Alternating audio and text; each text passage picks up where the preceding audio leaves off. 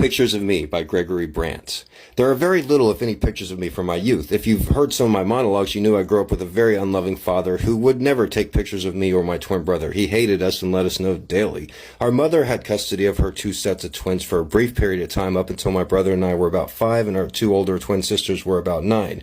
Our mother took pictures of her 4 kids just like any normal parent would, and she kept them in a large red metal sugar cookie case. I remember visiting her in my teenage years and looking in these pictures. There were Polaroids of me and my twin brother in our cribs as infants, covered in our own excrement because no one changed our diapers.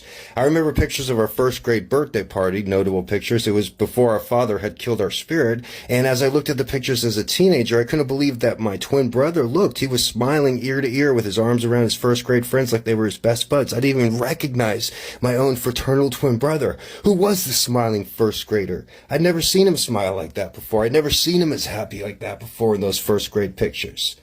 It goes to show just what kind of effect our father did on killing our spirit. My brother would never be that happy again, and he would never smile like he did in first grade. Fast forward to present day. My sister, who I have not seen or spoken to in 20 years, has all of these pictures. I basically despise her, want nothing to do with her, but for some reason she has all of our baby stuff. She takes after our father, she's greedy, cold-hearted, and she's probably a sociopath. She thinks if she keeps the pictures, she'll somehow be able to profit from them if I make it big as a writer or if my twin brother makes it big as an artist.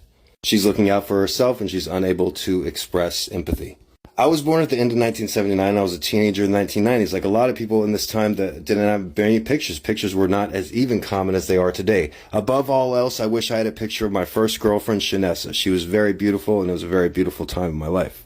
I suppose there were some pictures taken of me in the 1990s, but they were always by friends. I never had a family that cared about me enough to take my picture. A few times I did have disposable cameras, but I don't know what happened to those pictures either. Any pictures or video taken of me by friends in the 1990s won't ever see the light of day unless the slim chance I become famous enough where they could actually profit from them, assuming that they still have them. However, there is one way to retrieve maybe 1 or 2 official teenage dirtbag pics if anyone is interested. You can get a hold of my mugshots from December 12, 1996, the first time I was arrested, and January of 1998. They were both misunderstandings. I have a clean record.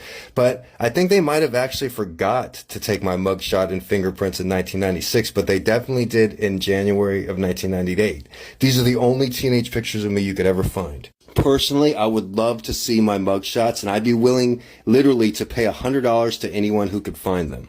Yesterday, I learned Neil deGrasse Tyson went to graduate school at UT Austin, the same university that I went to. I wrote a book about. I looked at pictures of him at UT Austin, and I was surprised that there were only a few. But then I started thinking about my own experience at the University of Texas, and what if in the future somebody wanted to look up any pictures of me at UT Austin? Were there any? I wasn't part of any groups, and I had little to no friends. I wrote a couple stories for the newspaper, the Daily Texan, but it'd be hard to find any pictures of me at the University of Texas, some place that I hold dear and near to my heart, that I spent years living and writing my life about. Thank you for listening to the story. I hope you enjoyed it. Check out my book, Gonzo Education.